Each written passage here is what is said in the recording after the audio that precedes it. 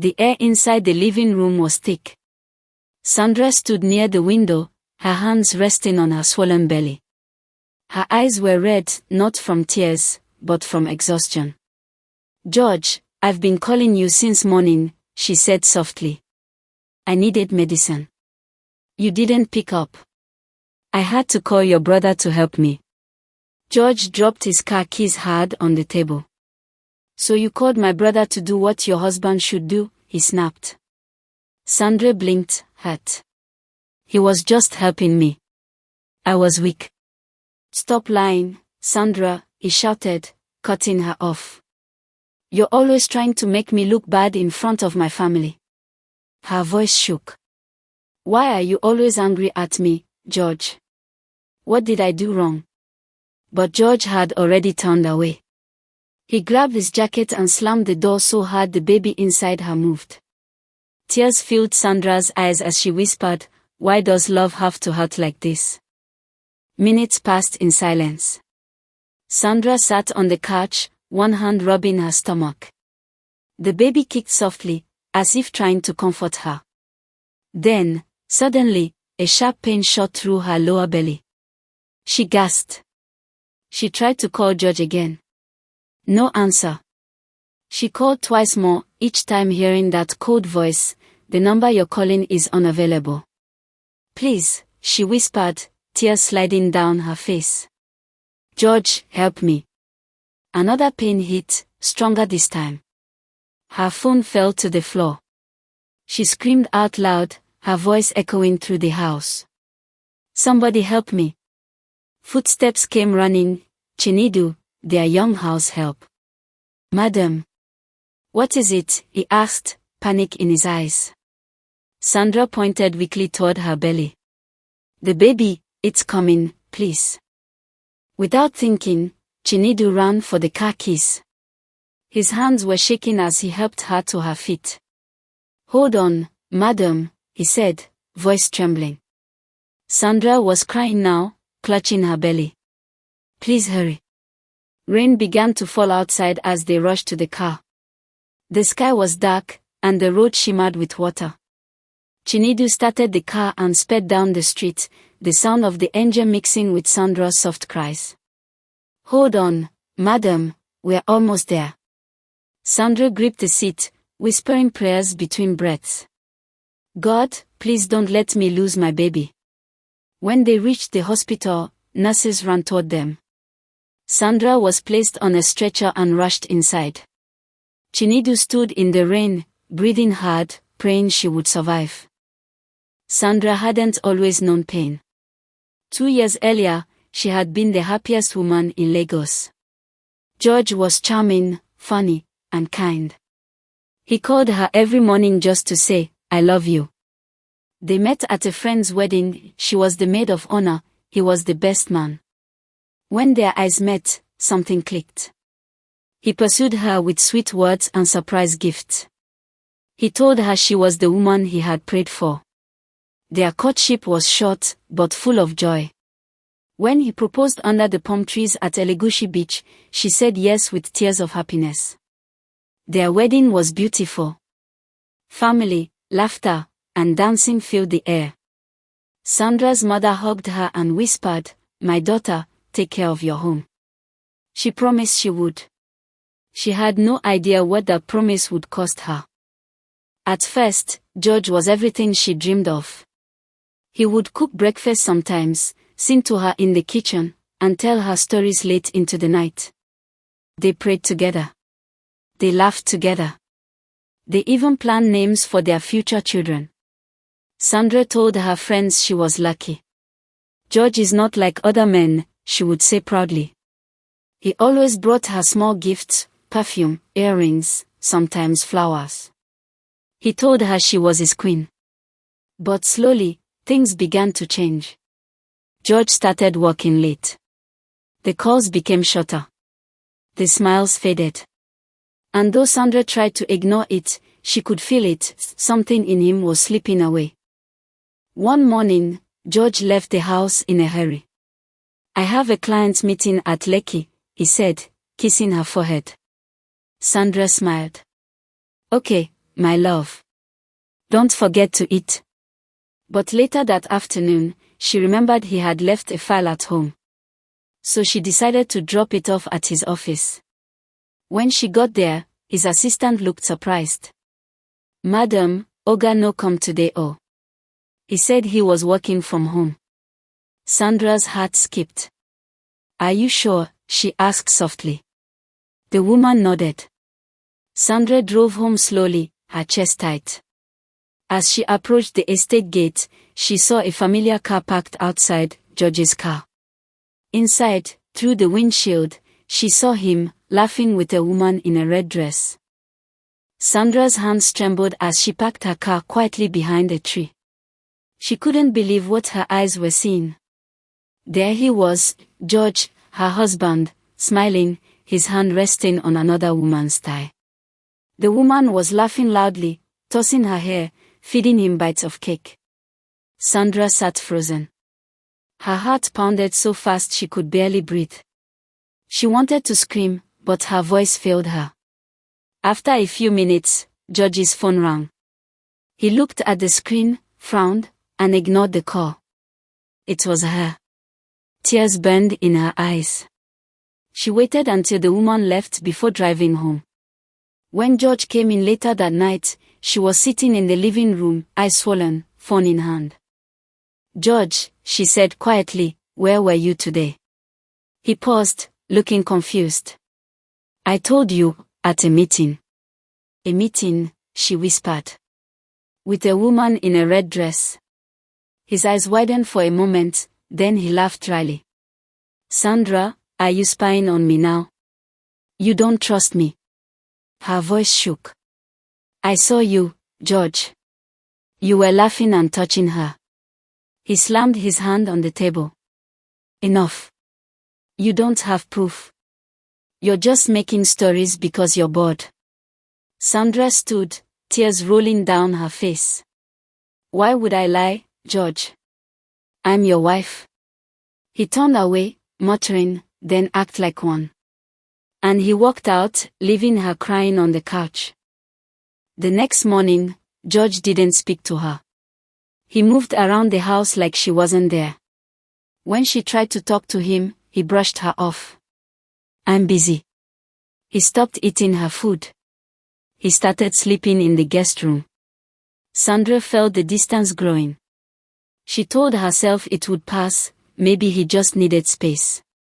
But days turned into weeks, and George became colder. One night, she cooked his favorite meal, jollof rice with fried plantain, and carried it to him. He looked up from his phone and said flatly, "I already ate."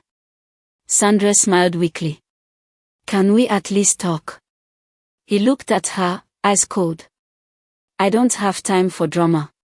She walked back to the kitchen, holding the untouched food, her tears dropping into the plate. A month later, George said he was traveling to Abuja for a business seminar. Sandra helped him pack, hiding her sadness behind a smile. "Travel safe, my love," she said. He nodded and left early the next morning. 2 days later, she was scrolling through her friend's Instagram when she froze. There he was, at a restaurant in Lagos, not Abuja, with the same woman in the red dress. They were laughing, holding hands across the table. Sandra's heart sank. She called him immediately. "Where are you?" she asked. He replied smoothly, "Just finished my meeting in Abuja." "Why?" Her voice cracked. "You're lying, George. You're in Lagos." He laughed coldly. "Sandra, stop acting like a child." Then he hung up. That night, she cried herself to sleep. The lies became normal. George stopped hiding his phone. He came home late, sometimes with lipstick on his shirt. When Sandra asked, he would shout, "You think I'm stupid enough to cheat?" The shouting turned to insults. The insults turned to pushing. One evening, when she tried to take his phone, he grabbed her wrist so hard she screamed. "Don't ever touch my phone again," he yelled, eyes blazing. Her arm ached for days, but she said nothing. Her mother noticed the sadness in her voice during a call. "Sandra, are you okay?" she asked gently. Sandra forced a laugh. "Yes, Mommy. Just tired." But deep down, she knew she wasn't okay. After one of their fights, George brought her flowers and said, "I'm sorry, baby. Work has been stressful." Sandra looked at him, unsure. His eyes were soft, his voice gentle. She wanted to believe him, to believe the man she married was still there. That night, he cooked dinner and made her laugh again. For a moment, it felt like old times. He touched her belly, smiling. "I want us to have a baby soon," he whispered. She smiled back, tears in her eyes. "Me too." But 2 weeks later, she found another text message, "I miss you, my king. Same place tomorrow." Her hands shook. She realized the apology had been just another lie. Weeks passed. The house was cold and quiet most days, but Sandra kept trying. One morning, she felt dizzy while cleaning. She sat down, heart racing, and smiled faintly. A test at the clinic later that day confirmed it: she was pregnant. Her eyes filled with tears as she held the result. "Maybe this will bring us closer again," she whispered. That evening, when George returned, she waited eagerly by the door. "George," she said softly, "I have news." He looked tired. "What is it now?" "I'm pregnant," she said, smiling through her tears. He paused for a moment, then forced a weak smile. "That's good," he said, walking past her to his room. Sandra stood there, heartbreaking, wondering why her happiness always felt like pain. As months passed, her belly grew, but George's love didn't. He became more irritated, complaining about everything. "Sandra, must you leave your things everywhere? Sandra, you've gained weight." When she tried to tell him about the baby's movements, he barely listened. "I'm tired, Sandra. Stop disturbing me," he would say, eyes fixed on his phone. She cooked, cleaned, smiled, and prayed, anything to make him notice her again. One night, she waited up for him until midnight. When he finally came home, smelling of perfume, she whispered, "Where were you?" He glared. "Stop questioning me like a child. You're pregnant, not my mother." Then he walked away, leaving her sobbing quietly into her pillow. One Saturday afternoon, Sandra decided to surprise George at work with lunch. She wanted to bring back the spark they once had, the laughter, the closeness. But when she arrived, she learned he wasn't in the office. "Olga said he's working from home today," the receptionist said. Her heart sank again. Something told her to check the restaurant near his old office, the one where she'd once seen him with the woman in red. And there he was. He sat in a corner with the same woman, their hands brushing as they laughed over drinks. Sandra's stomach tightened. She felt the baby move inside her. She stepped closer. "George."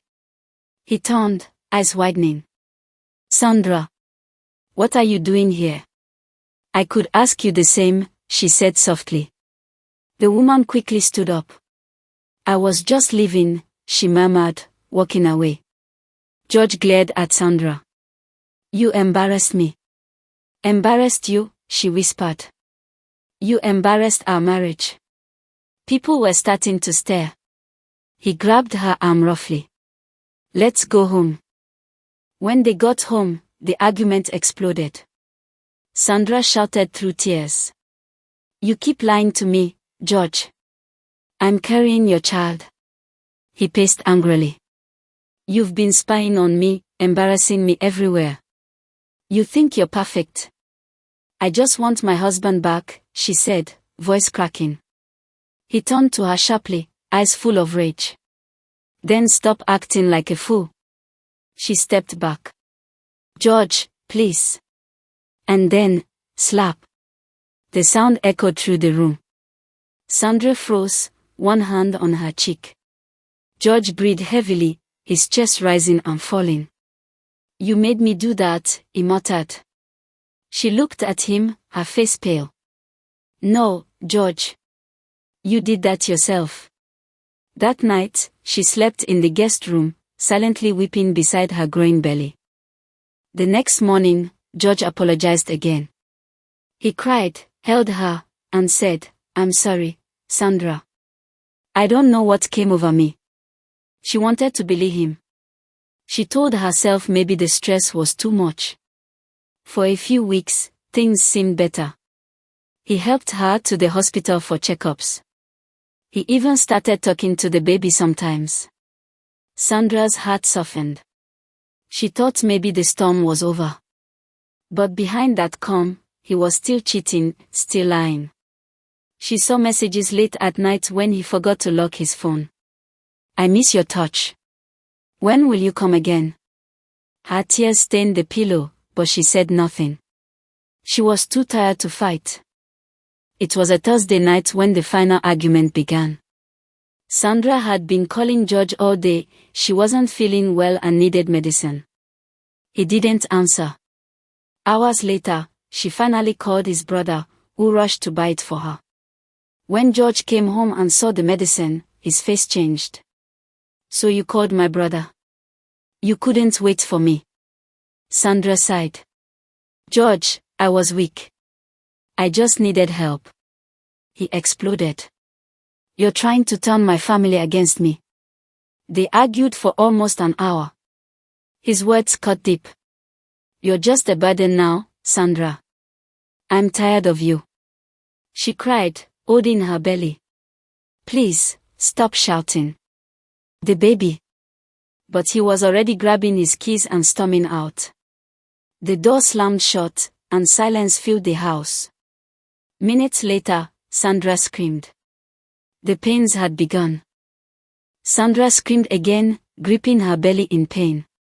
Sweat covered her face as she tried to reach her phone. George, she whispered, dialing his number. No answer. She tried again and again, but each ring ended in silence.